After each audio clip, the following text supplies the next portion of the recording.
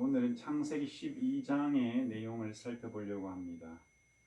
우리가 11장을 마치면서 12장부터는 아브라함을 필두로 해서 이제 족장 시대가 본격적인 개막을 하게 된다고 말씀을 드렸습니다.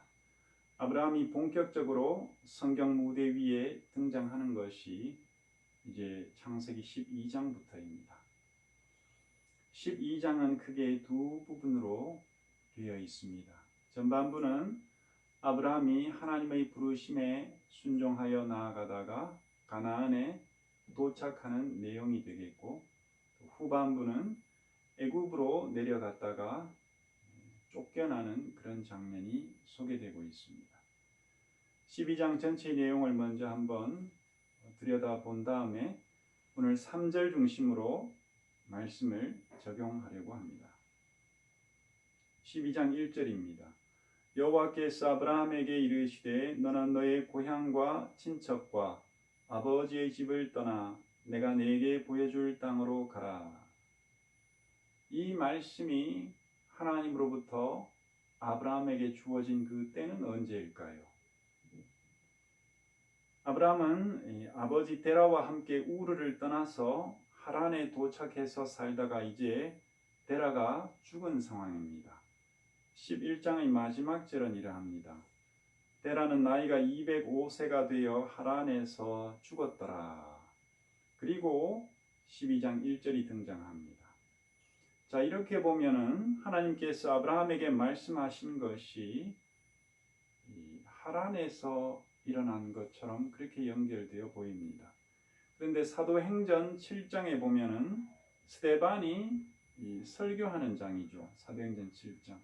거기에서 스데반이 설교를 시작하면서 바로 이 부분을 짚어주고 있습니다. 스데반이 이르되 여러분 부형들이여 들으소서. 우리 조상 아브라함이 하란에 있기 전 메소포다미아에 있을 때에 영광의 하나님이 그에게 보여 이르시되 내 고향과 친척을 떠나 내가 네게 보일 땅으로 가라 하시니, 이렇게 나와 있다는 거죠. 스데반은 하나님이 아브라함을 부르시는 장면을 전하면서 그 때가 하란에 있기 전 메소포다미아에 있을 때라고 언급하고 있습니다. 즉 하란에 도착하기 전에 메소포다미아, 이 메소포다미아 지역에 우르, 아브라함이 살고 있던 도시죠. 우르에 있을 때 하나님이 부르신 것이다. 스데반은 이렇게 얘기하고 있다는 겁니다.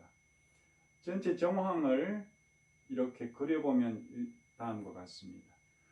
노아 홍수를 경험했던 셈 이후로 에벨을 거쳐 데라에 이르면서 이제 하나님에 대한 신앙이 점점 희미해져 가는 것을 보게 됩니다. 여호수아에 그런 내용이 확인되고 있습니다. 여호수아가 모든 백성에게 이르되 이스라엘의 하나님 여호와께서 이같이 말씀하시기를 옛적에 너희의 조상들 곧 아브라함의 아버지 나홀의 아버지 데라가 강 저쪽에 거주하여 다른 신들을 섬겼으나, 여호수아는 데라가 즉 아브라함의 아버지인 데라가 다른 신들을 섬겼다라고 말하고 있습니다. 즉 데라 당시에 메소포타미아 지역에 우상 숭배가 만연해 있었다는 것을 알게 해주는 구절이죠. 이 상황에서 하나님은 여자의 후손을 보내시기 위해, 즉 메시아를 보내시기 위해 아브라함을 택하시고 갈대아 우르에서 나오라고 부르신 것입니다. 그 우상의 도시에서 나오너라. 아브라함은 이 부르심을 듣고 아버지를 설득했습니다. 데라에게 설득을 한 거죠. 그리고 데라는 결국 가나안으로 그렇다면 가자 이렇게 결정을 하게 됩니다. 그러나 하란에 이르자 데라는 여행에 지치기도 하고 하란이라는 땅이 또한 살만하기도 싶어서 살만하기도 하고 그래서 그곳에 그냥 정착하다가 눌러 앉아버립니다. 그래서 남은 여생을 하란에서 살다가 죽게 됩니다. 마침내 아브라함은 우르에서의 부르심을 기억하고 이제 가나안 땅으로 가야 한다는 마음을 먹게 된다는 거죠. 그러니까 12장 1절 말씀은 우르에서의 부르심을 시간적인 순서가 아니라 내용적인 연결을 위해서 마치 하란에서의 부르심인 것처럼 이 부분에다가 기록을 배치를 해둔 것이다. 이렇게 볼 수 있다는 겁니다. 아무튼 우리는 아브라함이 이미 갈대아 우르에서 잘 먹고 잘 살 때, 평안하게 잘 지내고 있을 때 이런 부르심을 받았다는 것을 알게 됩니다. 당시 우르는 전성기를 맞이해서 번창하는 그런 도시였습니다. 오늘날로 말하자면 문명화되어서 부족할 것 없이 살만한 그런 도시였다는 거죠. 그러나 이미 우상 숭배가 만연하여 하나님에 대한 신앙은 쇠퇴해 가고 있는 그런 상황이었습니다. 이런 가운데 하나님은 아브라함을 부르시게 된 것입니다. 2절을 보겠습니다.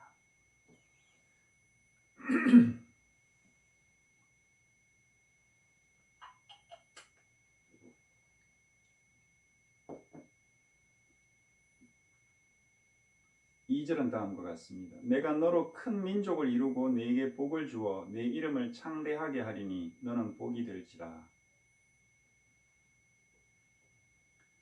자, 이 2절은 당시 아브라함으로서는 상당히 놀라운 그런 복의 선언이었습니다. 왜냐하면 아브라함의 아내 사레는 자녀를 낳지 못한다, 불임 상태에 있었기 때문이죠. 그러나 이 약속의 말씀 우리가 잘 아는 대로 현실이 되었습니다. 아브라함은 유대인의 조상이 되었고 나중에 하나님께서 이름을 고쳐주셨죠. 아브라함이라고 고쳐주신 이 이름은 이 세상 가운데 많은 사람이 알고 있고 또한 많은 사람들이 사용하고 있는 이름이 되었습니다. 물론 영적인 의미에서 보자면 믿음의 조상인 아브라함에게 속하는 사람은 무수한 신자들이 될 것입니다. 3절은 이러합니다. 너를 축복하는 자에게는 내가 복을 내리고 너를 저주하는 자에게는 내가 저주하리니 땅의 모든 족속이 너로 말미암아 복을 얻을 것이라 하신지라. 우리는 여기에서도 궁극적인 복의 의미를 발견하게 되고 또한 아브라함 안에서 모든 족속이 복을 얻을 것이라는 이유도 알게 됩니다. 중요한 문구는 물론 모든 족속입니다. 단지 아브라함의 육신적 후손만이 아니라 모든 족속이 복을 받게 되는 그 이유는 어디에 있겠습니까? 그리고 그 복은 어떤 복이 되어야 할까요? 답은 분명한 것입니다. 이는 곧 오실 중보자 그 메시아가 아브라함의 후손으로 올 것이며 이 중보자로 말미암아 모든 족속이 구원을 받는다는 말씀이죠. 그렇다면 우리는 너로 말미암아라는 문구에서 아브라함의 후손으로 메시아가 도래하게 될 것을 보게 됩니다. 복을 얻을 것이라고 하는 이 문구에서 이 복은 곧 영생의 복임을 알게 됩니다. 땅의 모든 족속이라고 하는 이 문구에서 이 영생의 복, 즉 구원의 복이 한 민족만이 아니라 모든 민족에게 미칠 것임을 깨닫게 된다는 것이죠. 그렇다면 아브라함을 축복한다는 말은 오실 메시아를 환영한다는 의미이고 아브라함을 저주한다는 말은 오실 메시아를 거부한다는 말이 됩니다. 이런 약속의 말씀은 아브라함에게는 충격적인 것이었습니다. 우선 아브라함에게 주어진 명령은 엄청난 명령이었습니다. 오랜 동안 살면서 기반을 닦은 고향에서 아무런 연고 없는 알지 못하는 머나먼 땅으로 나아가라, 떠나라. 이 하나님의 부르심은 실로 아브라함에게 깊은 고뇌를 주었을 것입니다. 그러나 더 엄청난 것은 하나님의 약속이었습니다. 메시아가 아브라함을 통해서 올 것이고 모든 민족이 구원을 얻게 될 것이라는 이 약속 말이죠. 아브라함이 이 약속의 의미를 알았을까요? 비록 데라는 우상을 섬겼고 이제 셈 이후로 후손들의 신앙은 약화되었지만 홍수를 겪은 셈의 이야기는 후대에 계속 전해졌을 것입니다. 이것이 아브라함의 귀에도 들렸을 것입니다. 그것은 여자의 후손이 오실 것이고 사람들을 죄에서 구하여 영생으로 인도하실 것이라는 메시지입니다. 복음인 것이죠. 아브라함이 전율한 것은 바로 이 하나님의 약속이었던 것입니다. 그것은 구원자가 자신의 후손으로 오실 것이라는 하나님의 말씀이었습니다. 이제 4절 보겠습니다. 이에 아브라함이 여호와의 말씀을 따라갔고 롯도 그와 함께 갔으며 아브라함이 하란을 떠날 때에 75세였더라. 하란에서 안락함을 누리던 아브라함은 다시 채비를 하고 이제 떠났습니다. 아브라함이 하란을 떠날 때에는 75세라고 합니다. 지금으로 보자면 먼 여행을 하기에는 좀 힘든 나이다 이렇게 볼 수 있습니다. 기차를 타고 가는 것도 아니고 승용차를 타고 가는 것도 아니죠. 비행기를 타고 가는 것도 아닙니다. 걸어가는 거죠.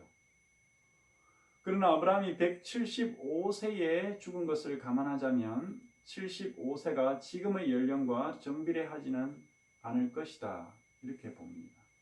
아무튼 아브라함은 하란을 과감하게 떠났습니다. 5절입니다.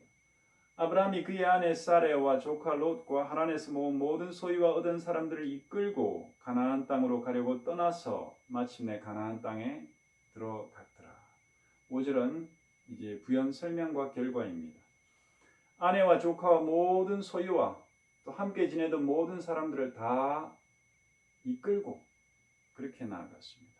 자, 이 설명을 굳이 덧붙인 이유가 무엇일까요? 이는 곧 철저하고도 완전한 아브라함의 순종을 보여주기 위함입니다. 즉 아브라함은 하란에 무언가를 남겨두지 않았다는 것이죠. 여차하면 다시 돌아와서 살기 위한 어떤 기반을 남겨두지 않았다는 말입니다. 혼자만 움직인 것도 아니고 아내를 동반하였고 후위를 도모하기 위해 조카를 남겨두지도 않았고 동행시켰습니다. 모든 소유물도 다 가지고 갔습니다.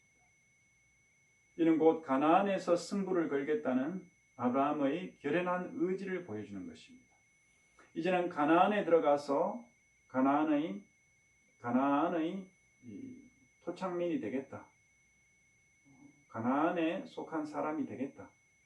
가나안을 지배하는 사람이 되겠다라는 그런 뜻이 담긴 것이죠. 6절입니다. 아브라함이 그 땅을 지나 세겜 땅 모레 상수리 나무에 이르니 그때에 가나안 사람이 그 땅에 거주하였더라. 아브라함이 이제 가나안을 관통하면서 가나안의 중심부에 해당하는 세겜에 이릅니다. 모레 상수리 나무에 도착하였다 이렇게 얘기하고 있는데요. 이 모레는 우리말로 모레 이렇게 해서 모래라고 생각할 수 있는데 그런 모래가 아니고 이 히브리어를 우리말로 그대로 음력해서 옮겨놓은 겁니다. 히브리어로 이 모래라고 하는 이 말은 가르침 혹은 교사 이런 의미를 담고 있는 단어입니다. 이로부터 유추해 보면 모래 상수리 나무는 신접한 사람들이 신탁을 전하거나 우상을 섬기는 그런 사당이 있었던 장소로 볼 수 있습니다. 아브라함이 이 가나안의 중심부에 있는 이 세겜 땅 모래 상수리 나무에 도착한 것은 곧 자신이 하나님의 명령을 가진 자로서 이제 이 땅에서 하나님의 뜻을 이루어 나가겠다라는 그런 의지를 담은 것으로 볼 수 있죠. 여기서 하나님은 아브라함에게 이 땅을 내 자손에게 주리라고 약속하십니다. 그리고 아브라함은 이곳에 제단을 쌓습니다. 즉 하나님께 예배를 드렸다는 말이죠. 이 예배는 가나안 땅이 하나님께서 아브라함에게 약속하신 그 땅임을 선언하고 하나님의 이름이 이 땅 위에서 높아질 것이라는 의미를 담은 것입니다. 이후에 아브라함은 베델 인근으로 가서 다시 한번 제단을 쌓고 남쪽으로 이동하게 됩니다. 아브라함이 있던 갈대아 우르에서 원래 아브라함이 태어났던 고향 갈대아 우르에서 가나안까지는 직선 거리로 보자면 2000km가 넘는 거리입니다. 동쪽에서 가나안 땅 서쪽까지 2000km가 넘는 거리입니다. 그런데 그 중간에 아라비아 사막이 있기 때문에 직선으로 통과를 하지 못하고 하란을 거쳐서 가나안 북쪽으로 통과해서 이렇게 내려오게 되는 그런 과정입니다. 그 가나안 북쪽에서 가나안을 이제 관통하면서 중간쯤 되는 가나안의 중간쯤 되는 지점에서 두 번의 예배를 드리고 이제 계속해서 남쪽까지 내려가면서 가나안 일대의 그 지형을 살폈던 것이죠. 그곳은 이제 하나님이 아브라함에게 약속하신 땅이고 그의 후손들이 장차 살게 될 바로 그 지역이었습니다.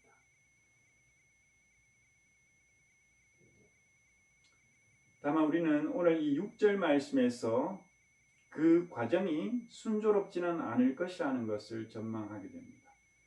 6절 문구는 이렇게 되어 있습니다. 그때에 가나안 사람이 그 땅에 거주하였더라. 아브라함이 약속의 땅으로 알고 먼 여행을 거쳐서 왔는데 아브라함의 눈에는 이미 그곳에서 정착해서 살고 있는 그 원주민들이 보였던 것이죠. 여기까지 아브라함의 가나안 여행은 일단락이 되었습니다. 후반부는 한 가지 사건을 우리에게 소개해 주고 있습니다. 10절입니다. 그 땅에 기근이 들었으므로 아브라함이 애굽에 거류하려고 그리로 내려갔으니 이는 그 땅에 기근이 심하였음이라. 이제 가나안에 심한 기근이 와서 양식을 얻기 힘든 지경이 되었습니다. 그 생존의 문제가 바로 이제 코앞에 걸리게 된 것이죠. 아브라함은 애굽행을 선택합니다. 왜 애굽으로 내려가려고 했던 걸까요? 이제 애굽에는 나일강이 흐르고 있으니까 웬만큼 이 가뭄이 와도 농사하는 데는 지장이 없었던 겁니다. 그러니까 먹을 양식이 있었던 것이죠. 그런데 과연 아브라함은 약속의 땅을 버리고 내팽개치고 생존을 찾아 애굽에 내려간 것일까요? 이 장면은 아브라함의 불신의 모습을 드러내고 있는 것일까요? 아마도 우리 눈에는 그렇게 보입니다. 막상 생존의 문제가 닥치니까 하나님이 주신 땅을 떠나게 되었습니다. 가나안에 살던 다른 사람들도 하나 둘씩 애굽을 향해 내려가고 있는 터에 아브라함도 이들과 같이 애굽행을 선택하게 됩니다. 그러나 애굽에 거류하려고 이 말을 주목해야 합니다. 이 거류하고라는 이 말에 담긴 의미는 애굽에 눌러붙어 살겠다는 그런 의미가 아닙니다. 가뭄이 그칠 때까지 일정 기간 좀 견디다가 이제 가나안으로 돌아가려는 아브라함의 의지가 여전히 남아있다는 것을 보여줍니다. 그러므로 우리는 아브라함이 하나님의 약속을 잊어버렸다거나 혹은 내버렸다라고 속단할 수 없는 것입니다. 오히려 아브라함에 대한 하나님의 주권적인 연단이 시작된 것이다. 이렇게 보는 것이 적합하죠. 그런데 아브라함에게는 문제가 하나 있었습니다.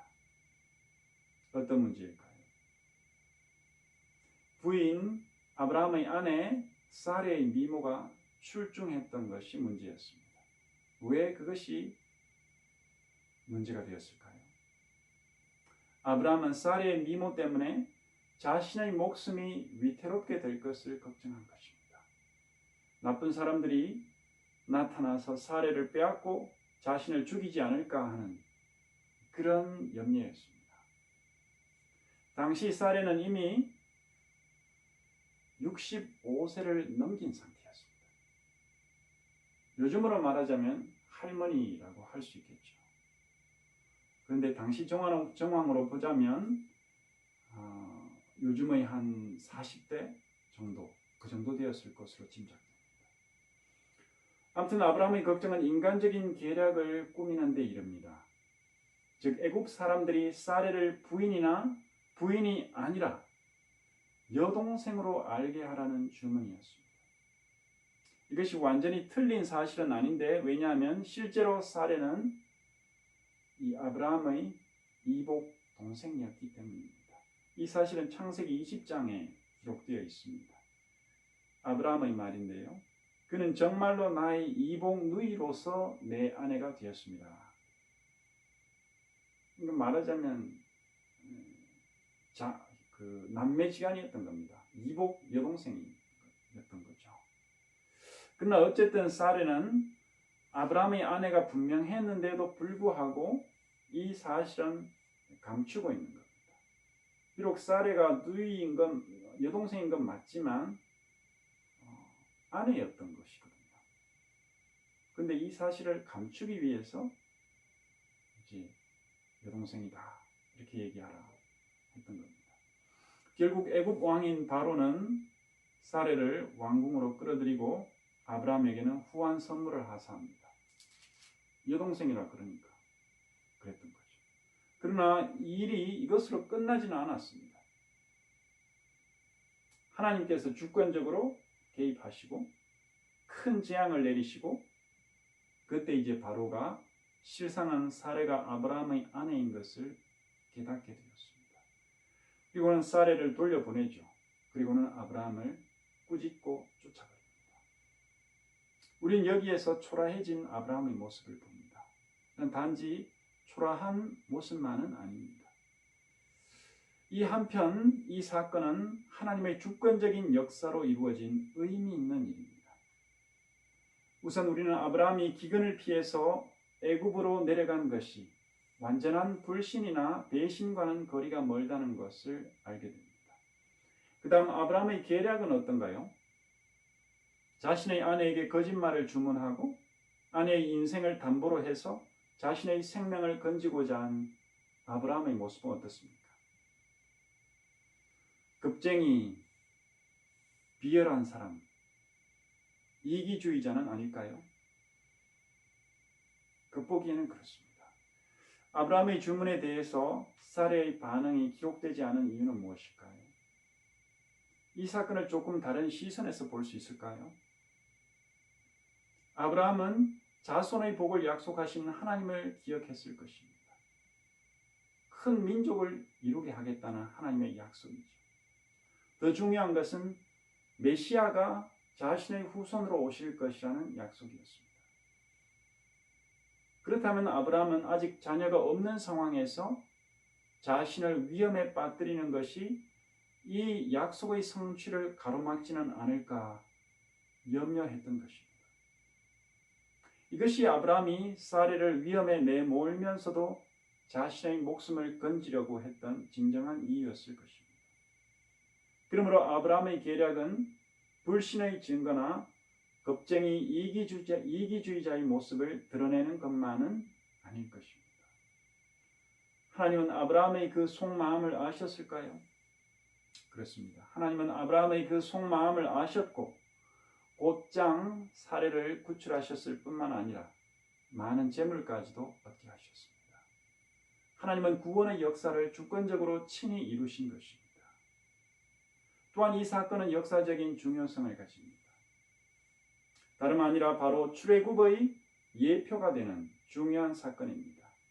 출애굽의 전체 정황과 이 아브라함의 애굽 퇴출 사건은 유사한 점을 가지고 있다는 거죠. 기근이 들어서 애굽으로 내려가서 살면서 결국 애굽의 노예로 전락하고 10가지 재앙이 끝난 다음에 애굽에서 재물을 취하여 나오게 된 그 출애굽의 전체 여정이 여기에 간략한 방식으로 예표되어 있는 것입니다. 기근, 그리고 애굽이라고 하는 나라, 재앙, 재물을 취하는 것, 그리고 애굽으로부터 나오는 것. 이것은 출애굽의 축소판과 같은 것이죠. 결국 이 사건은 하나님께서 이렇게 이스라엘 백성들을 주권적으로 구원해 내실 것임을 우리에게 알려주고 있는 사건입니다. 이처럼 12장 전반부는 하나님의 주권적인 부르심과 아브라함의 응답이 소개되어 있고 후반부는 아브라함의 인간적인 시도들 속에서도 하나님께서 주권적으로 자신의 계획을 이루어 가시는 것을 보게 됩니다. 오늘 이 말씀을 적용합니다. 예수 그리스도 밖에서 구원을 찾는 분에게 말씀드립니다. 3절에서 하나님은 아브라함에게 이렇게 말씀하셨습니다. 땅의 모든 족속이 너로 말미암아 복을 얻을 것이라. 여기에서 너로 말미암아라는 말은 문자 그대로 보면 아브라함으로 말미암아 이런 말입니다. 그러나 이것이 함축하고 있는 바는 무엇입니까? 이것이 함축하고 있는 의미는 아브라함 너의 후손으로 오실 메시아로 말미암아 이 말이 됩니다. 땅의 모든 족속이라고 했기 때문에 전체 문장을 부정문으로 바꿔보면 이러합니다. 이 땅의 어떠한 족속의 사람이라 할지라도 메시아로 말미암지 않고는 복을 얻지 못한다. 이것이 하나님의 구원 계획이라고 선언합니다. 그러므로 예수 그리스도 밖에서 구원을 찾는 것은 어리석은 일입니다. 하나님은 그런 구원을 약속하신 적이 없기 때문입니다. 아브라함의 후손으로 오신 메시아만이 구원을 주실 수 있습니다. 그분은 이제 우리에게는 이미 오신 예수 그리스도입니다. 그리고 마지막 날 심판과 구원의 완성을 위해 다시 오실 바로 그분 예수 그리스도입니다. 이는 곧 만세전에 정하신 하나님의 경륜입니다. 자신의 독생자를 보내심으로 택하신 만 백성을 구원하시려는 것이 하나님의 계획입니다. 이 독생자를 보내시기 위해서 한 사람이 선택되어야 했습니다. 그가 바로 아브라함이었습니다.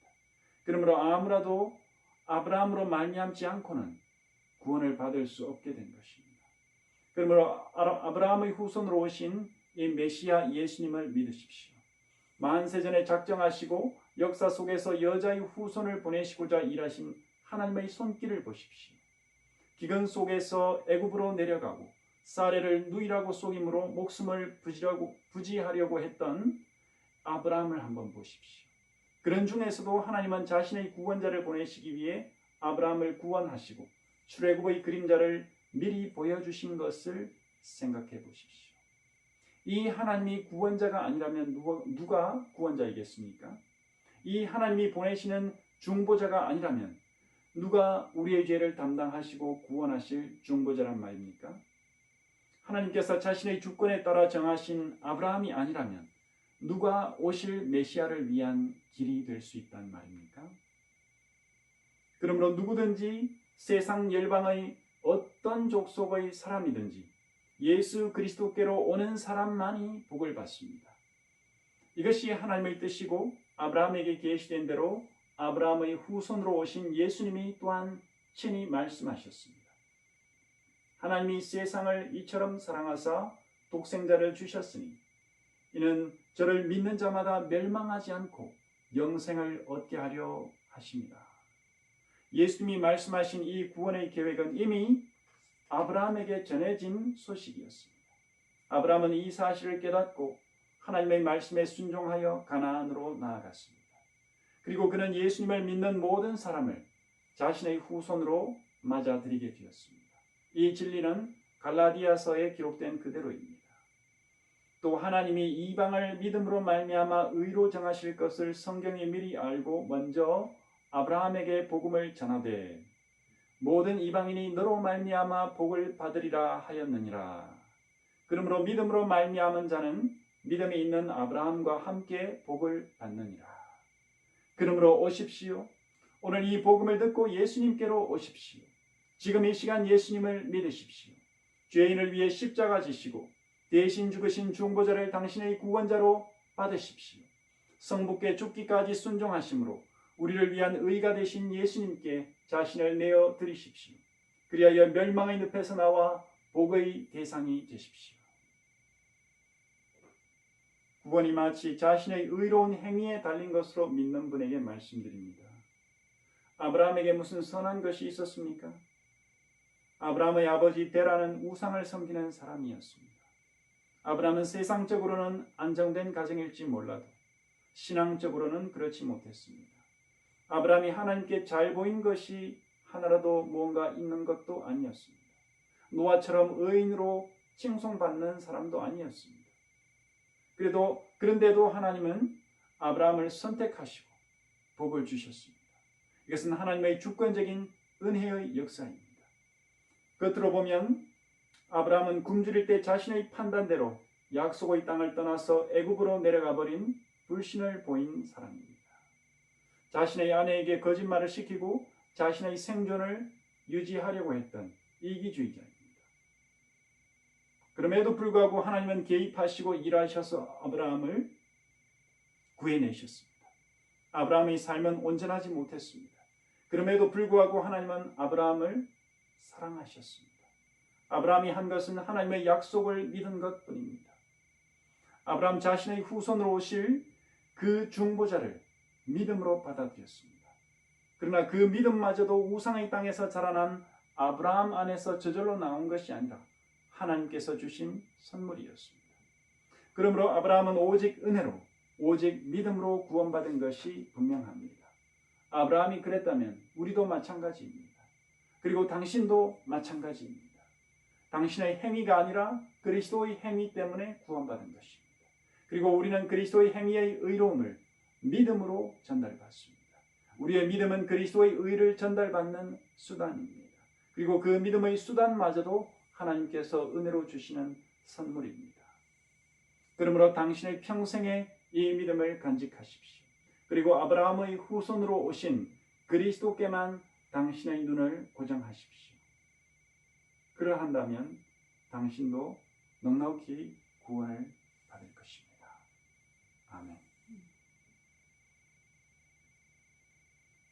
하나님의 은혜를 감사합니다. 오늘 아브라함을 부르시고 가나안으로 보내시며 또한 기근으로 말미암는 애굽의 여정 속에서의 인간적인 모든 술수에도 불구하고 하나님은 아브라함을 지키시고 주권적으로 구원을 성취해내셨습니다. 하나님의 주권적인 선택과 아브라함을 통해서 여자의 후손으로 나실 예수 그리스도를 보내시겠다는 하나님의 뜻은 변함이 없었고 끝까지 이루어진 이 사실들을 확인합니다.